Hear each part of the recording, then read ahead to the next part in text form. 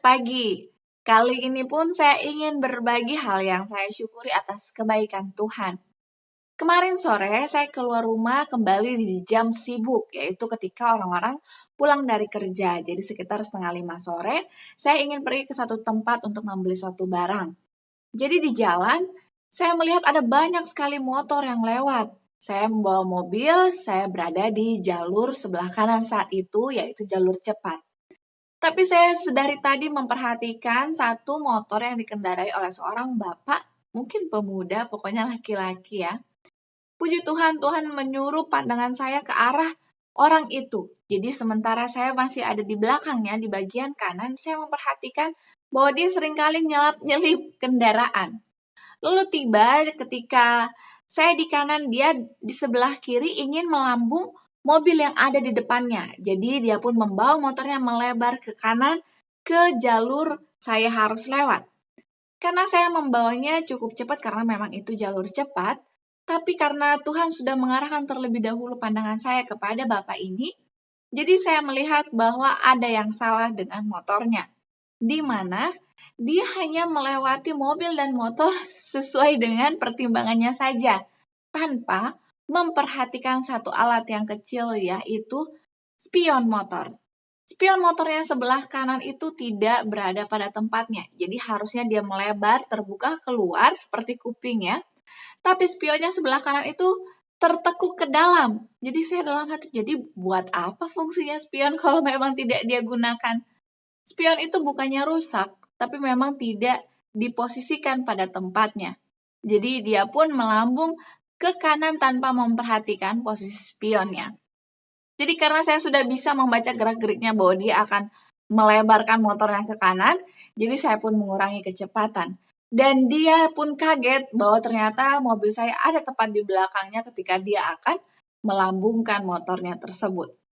Dari situ saya belajar bahwa satu benda yang kecil memiliki manfaat yang besar, hanya tergantung kita sebagai manusia memilih mau menggunakannya atau tidak.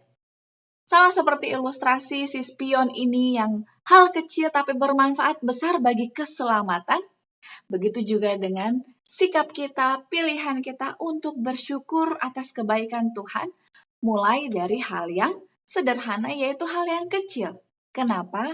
Karena dengan bersyukur, kita sebagai manusia mengakui bahwa Tuhan adalah otoritas yang tertinggi yang merupakan sumber berkat dalam segala sesuatu atas keterbatasan manusia.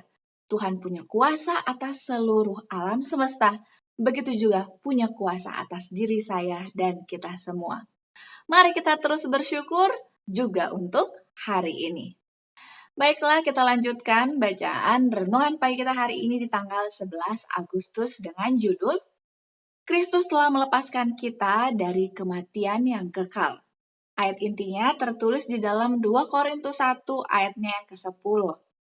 Dari kematian yang begitu ngeri, ia telah dan akan menyelamatkan kami. Kepadanya kami menaruh pengharapan kami bahwa ia akan menyelamatkan kami lagi. Mari kita dengarkan penjelasannya. Juru selamat kita datang ke dunia ini untuk menanggung dalam kodrat manusia semua godaan yang menyerang manusia. Dalam hidupnya, dia mengukur kekuatan musuh yang cerdik itu untuk menipu, memikat, dan menghancurkan. Sebagai penebus umat manusia, ia memperingatkan manusia agar tidak mencari hal-hal yang akan menuntun jauh dari jalan yang sempit. Dia telah menciptakan jalan raya yang mulia bagi mereka yang sedang berjalan menuju rumah surgawi yang telah dia persiapkan bagi semua yang akan mempersiapkan diri untuk menjadi anggota keluarga kerajaan. Dengan hidupnya, Kristus telah membeli setiap manusia. Dia telah mati dengan kematian yang kejam untuk menyelamatkan manusia dari kematian abadi. Dia memberikan hidupnya yang tanpa dosa untuk memperoleh bagi orang berdosa kehidupan yang sesuai dengan kehidupan Allah. Melalui kematiannya, dia menyediakan cara di mana manusia dapat memutuskan hubungan dengan iblis, kembali kepada kesetiaannya pada Allah, dan melalui iman kepada penebus memperoleh pengampunan. Dia yang memiliki semua kuasa di surga dan bumi akan memulihkan setiap jiwa yang bertobat dan beriman kepada sebanyak mungkin yang menerima Dia. Diberikannya kuasa untuk menjadi anak-anak Allah. Dia memiliki minat yang mendalam bagi setiap jiwa karena dia membayarnya dengan harga nyawanya sendiri sehingga tidak ada seorang pun yang terhilang untuk selama-lamanya. Para hamba Kristus dapat dan harus sanggup menghadapi dan mengatasi setiap pencobaan. Mereka harus berkata, "Aku bukan milikku sendiri, aku telah dibeli dengan lunas." Dengan pengorbanan tanpa batas yang telah Kristus buat untukku, Dia telah menaruh di luar kekuatanku untuk menyerahkan kepadanya lebih dari yang Dia tuntut. Semua adalah miliknya. Dia telah membeli aku, tubuh, jiwa, dan roh. Dia menuntut seluruh waktuku, semua kemampuanku. Mereka yang menerima Dia dan percaya kepadanya menjadi anak-anak rohani Allah.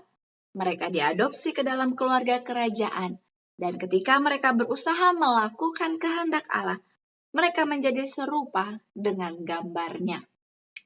Aplikasi baik kita hari ini, mari, karena kita telah diselamatkan Kristus dari kematian yang abadi, Tuhan mau agar kita hari ini melakukan kehendak Allah. Jika kita baca dalam Alkitab, kita mengingat kembali apa yang Yesus inginkan sesaat ketika Ia sementara naik ke surga. Setelah Ia bangkit, yaitu Tuhan mau agar kita dapat menjadi saksinya di muka bumi ini untuk mengabarkan firman Tuhan, membagikan Injil, memberitakan kabar baik. Caranya bagaimana? Mari kita gunakan talenta yang telah Tuhan berikan kepada kita. Baik itu melalui kesaksian, melalui postingan positif ayat firman Tuhan, menjadi pendengar bagi keluh kesah seseorang yang penuh dengan beban, ataupun dengan cara lain yang dapat kita lakukan. Mari kita doakan itu hari ini. Slogan kita, awali hari ini dengan renungan pagi. Untuk firman Tuhan ini saya mengajak kita semua, mari kita bersatu di dalam doa. Bapa kami yang bertata dalam kerajaan surga, terima kasih banyak untuk firman Tuhan yang masih kami dengarkan hari ini. Hari yang baru, kesempatan baru yang masih Tuhan berikan bagi kami. Biarlah Bapa, waktu yang Tuhan berikan ini dapat kami gunakan untuk membagikan firman Tuhan kepada lebih banyak orang lagi. Dan bantulah kami untuk tidak terlena dan kesibukan duniawi, tapi kami mau Tuhan menggunakannya untuk kemuliaan nama Tuhan. Kami juga rindu untuk mendoakan setiap masing-masing kami yang penuh dengan beban dan juga keperluan hidup. Dalam masa pandemik ini banyak sekali hal yang harus kami pikirkan Tuhan. Tapi kami tahu dengan memohon kepada Tuhan dan melakukan yang terbaik, Tuhan akan menjadi solusi bagi kami dan kami rindu Tuhan untuk terus bergantung kepada Tuhan. Banyak juga yang mengalami duka cita dan kesedihan. Kiranya Tuhan akan menjadi penghibur yang sejati bagi mereka semua. Inilah doa pengharapan kami. Di dalam nama Yesus kami berdoa. Amin. Terima kasih banyak. Kita akan berjumpa esok hari untuk kelanjutan renungan pagi kita.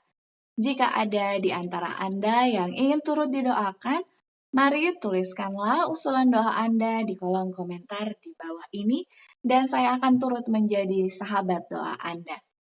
Sampai jumpa, kiranya kita tetap dapat memiliki hal untuk kita syukuri, dan kiranya Tuhan senantiasa bersama dengan kita semua.